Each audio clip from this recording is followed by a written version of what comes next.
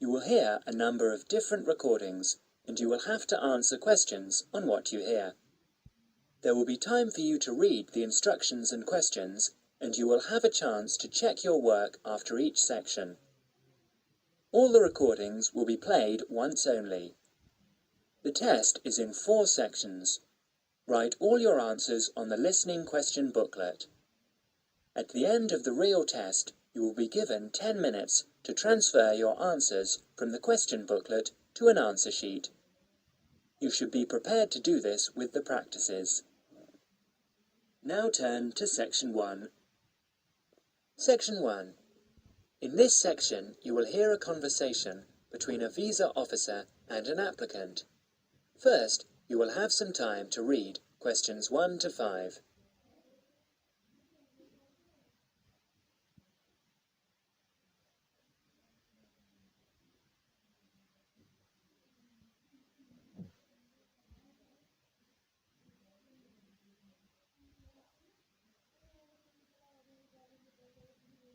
You will see that there is an example which has been done for you. On this occasion, only the conversation relating to this will be played first. Good morning, Visa Office. How can I help you? Good morning. I'd like to apply for a visa to Australia, please. Certainly, sir. I'll just get a form and then I'll need to take some details down. The applicant wants to apply for a visa to Australia, so the word Australia is provided in the space. Now we shall begin. You should answer questions as you listen, because you will not hear the recording a second time. Now listen carefully and answer questions 1 to 5. Good morning, Visa Office. How can I help you? Good morning. I'd like to apply for a visa to Australia, please. Certainly, sir. I'll just get a form and then I'll need to take some details down. Okay, here we go. Right, can I have your name, please? Yes, it's Okamura. Kelly Okamura. And how do you spell that, please? K-E-L-L. No, your family name, please. Oh, sorry. It's O-K-A-M-U-R-A. O-K-A-M-U-R-A. And your address? Apartment 106, Kingston Street, Hawaii. Kingstone Street, Hawaii? Yes, that's correct. So you're an American? Actually, I was born in Japan, but moved to Hawaii 6 years ago. And can I have your age, please, Mr. Okamura? I'm 32. And are you married? Yes, I am. My wife's Chinese. And will your wife accompany you to Australia? Yes, she will. In fact, that's the reason we want to go. Her sister lives in Sydney. Now you will have another chance to look at questions 6 to 10.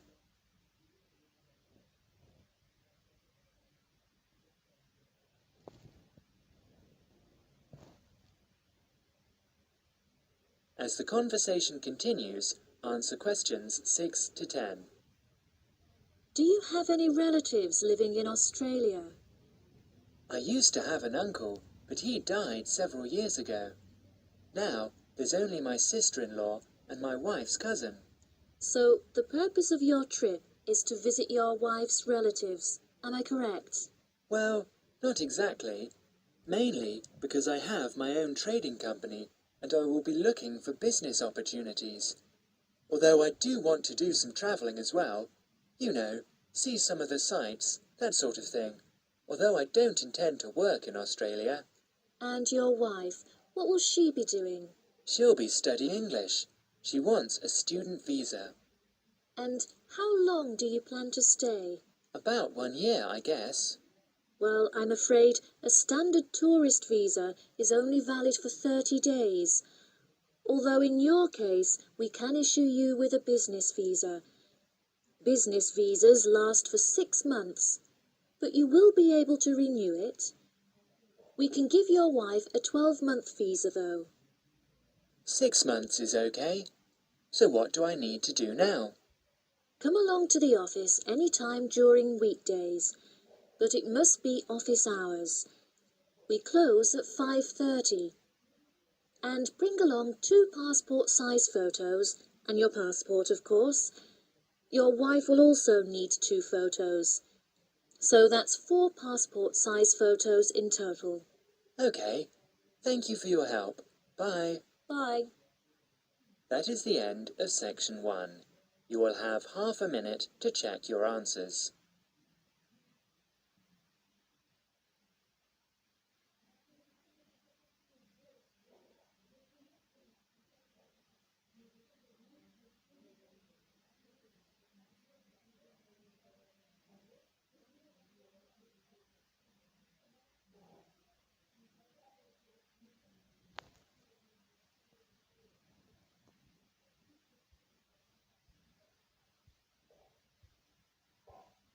Now turn to section 2.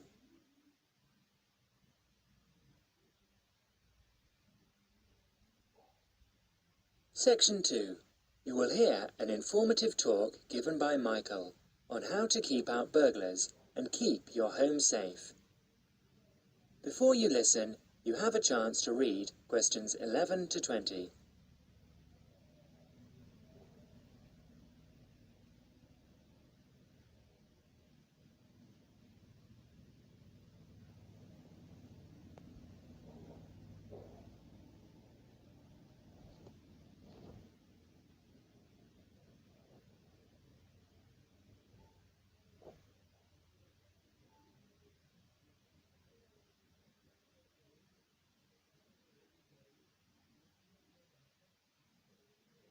Listen to the first part of the talk carefully and answer questions 11 to 16.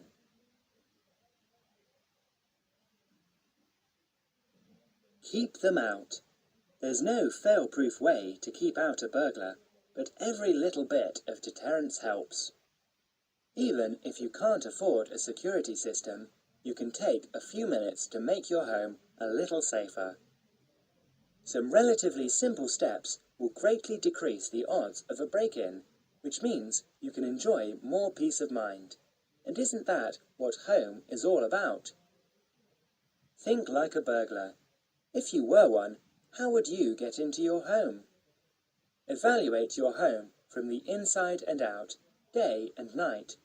You might even try a mock break-in, trying window jambs and locks on the house's perimeter. To keep out a burglar, the first thing to do is to secure the windows.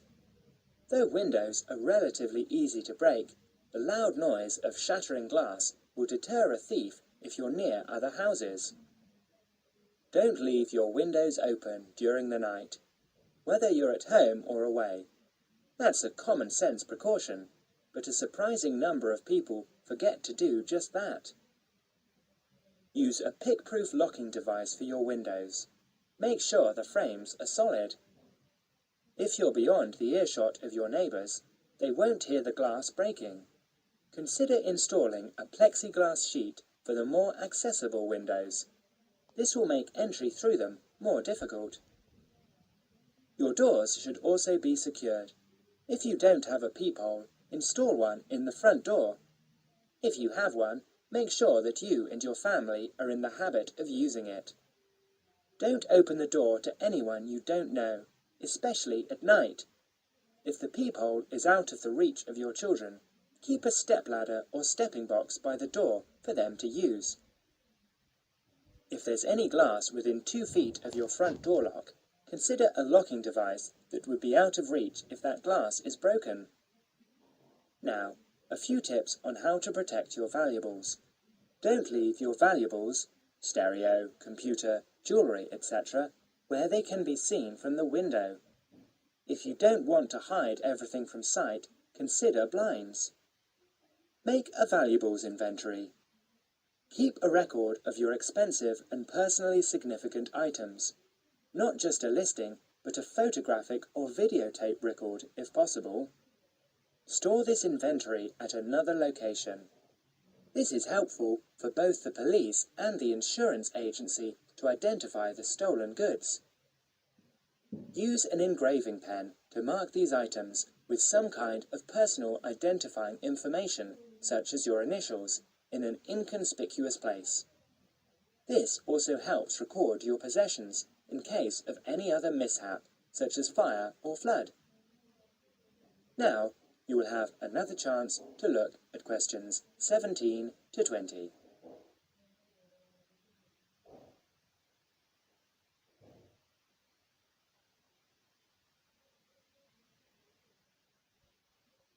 As the talk continues, answer questions 17 to 20.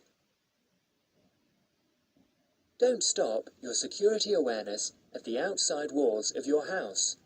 Your yard areas, if any, also deserve your attention. In general, don't leave anything around the yard that might help a burglar get into your house. Ladders, stackable boxes, or any garden tools should be put away, preferably in a locked cabinet. Install a light in your yard that is sensitive to movement. Place it high and out of reach. Trim hedges or bushes that are near doors or windows. These can be good hiding places. Don't place outdoor furniture tables nearby the house. These could become an easy stepladder to the roof. When you are on vacation, create the occupancy illusion. Maybe you laughed at your mother for leaving the lights on and the radio playing while she left for vacation, but she had the right idea. Those steps aren't quite enough, so try these strategies. Buy electronic timers that turn lights on and off at different times. Hook up a timer to your TV for a few hours each evening. Turn the volumes up too. Not enough to annoy the neighbours, just enough that a lurker at the windowsill couldn't miss hearing it. Have your newspaper and mail delivery suspended. If you don't have time to do this, ask a neighbour to pick them up for you. Ask a neighbour to park in your driveway or parking place. Think about having someone house-sit your home. If he's a relative or friend, he may cost you no more than the contents of your refrigerator. You can also find professional house-sitters or house-sitting services that find someone to stay while you're away. Leave your shades as they are normally, or at least don't close up every one. One sign of a vacant house is closed shades during the day. Lock your garage door with a padlock. That is the end of section 2. You will have half a minute to check your answers.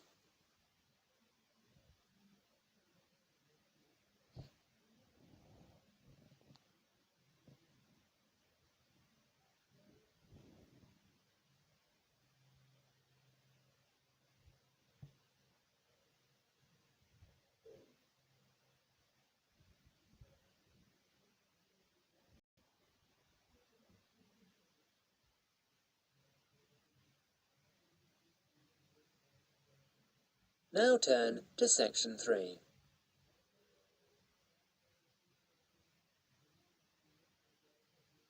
Section 3. In this section, you are going to hear a conversation between Anne and Merton. In the first part of the conversation, they are talking about the commands of training dogs. First look at questions 21 to 25.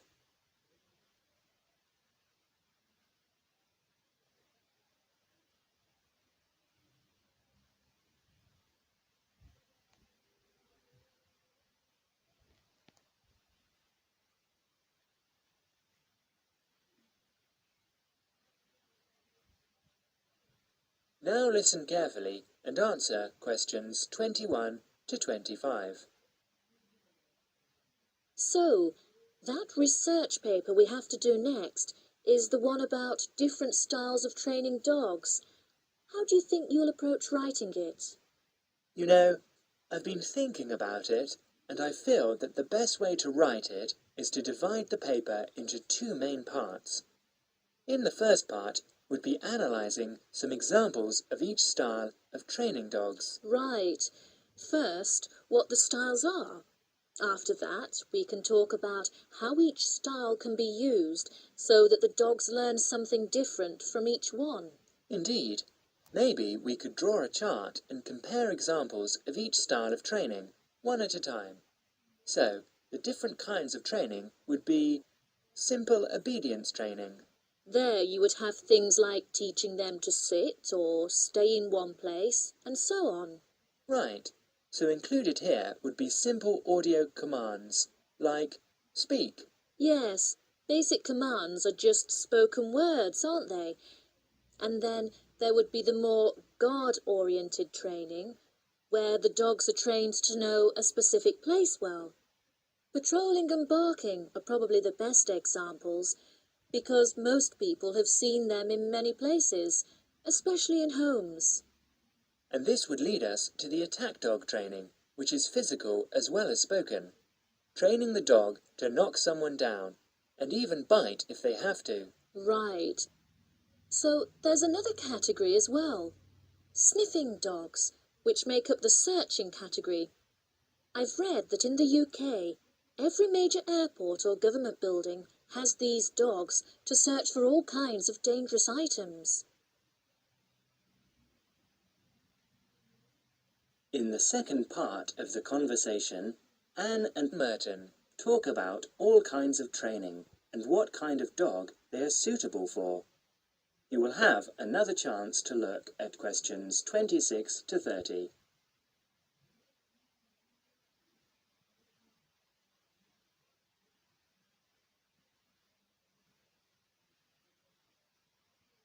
Listen carefully and answer questions 26 to 30. I can believe that. Well, we have a good list to build on. We're finally getting started now, so let's try to figure out when each type of dog training should be used. I guess we can start by trying to figure out the best situation for each type of dog training. What do you mean? What I mean is whether each type of training should be used with different kinds of dogs. We could use basic obedience training, for example, and ask whether it's more useful for a small dog, a medium-sized dog, and so on. In this case, I'd say obedience training is best with small dogs, because they tend to get excited easily, and this will help keep them out of trouble. Okay, that makes sense. Then, let's look at physical training. Even though some people think it's ideal for every breed of dog, I think it's better suited to the larger kinds. Small dogs usually just aren't smart enough to understand the physical commands, and they can even get hurt from them. The specialized sniffing training is the same. I think it's better with the more intelligent breeds of dogs, and it's hardly ever useful with really small dogs. Attack training, however, can be useful for every kind of large dog, as long as the dog is treated well and given a lot of attention and care. All right. And what about guard training? Barking is an ideal way for small dogs to guard a home. I know they aren't big enough to stop a person, but making some noise is often all a dog needs to do. Other kinds of guard training, like biting, though, are different. I'd always plan to teach that to a smart dog, giving them a chance to use their brains and defend their homes. I'd have to agree. Trainers often just teach large dogs to bark at a person when they think something isn't right. But if the dogs know how to use physical skills in a bad situation, they could save their owner's life someday. Yes, I suppose that different people would have different needs for their pets. Right, and different trainers would recommend different methods for different breeds. That is the end of section 3. You will now have half a minute to check your answers.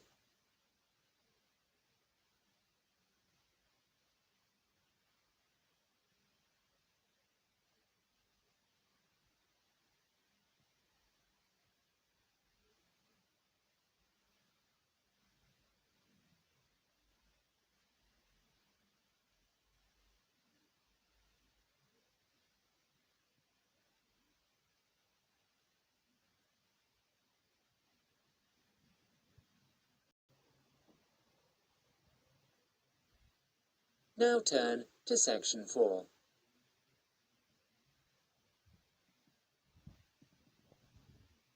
Section 4. In this section, you will hear a lecture given by Dr. Jesperson about children's language acquisition. As you listen to the talk, answer questions 31 to 40. First, you will have some time to look at questions 31 to 40.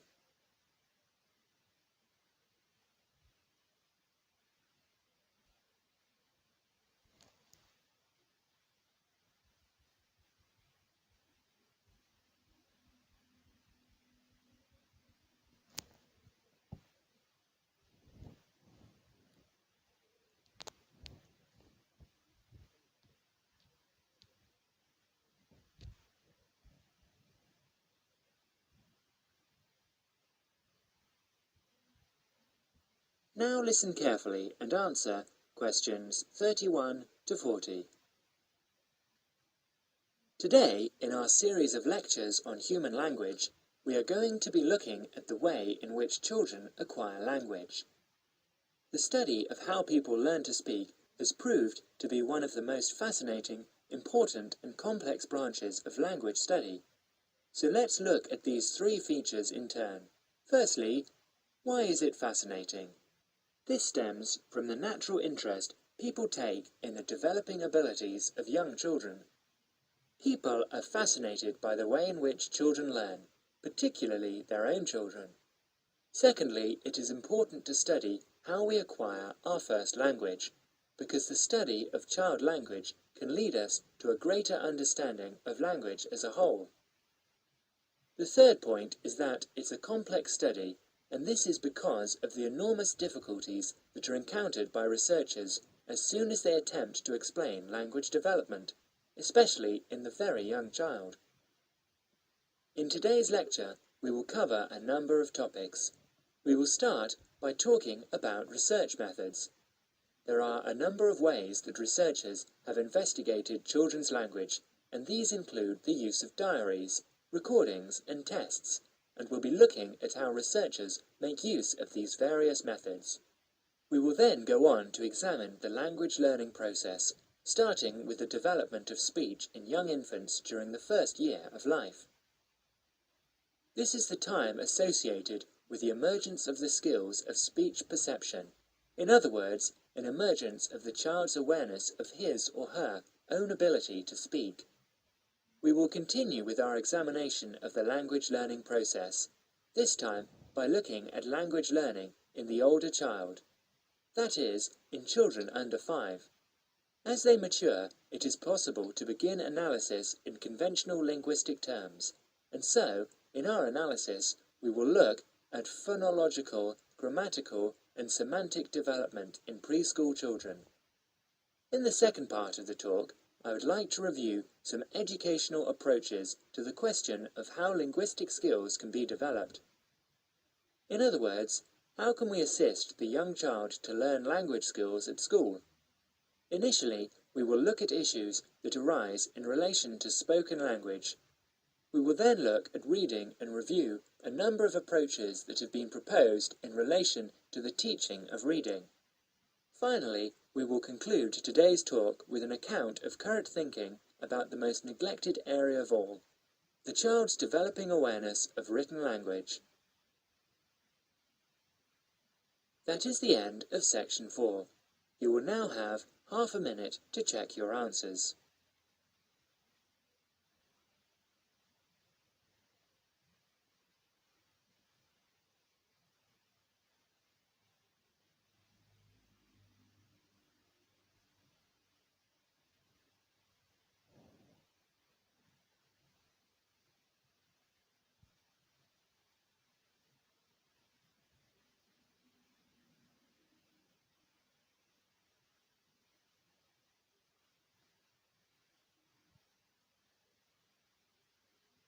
That is the end of Listening Practice Test 5.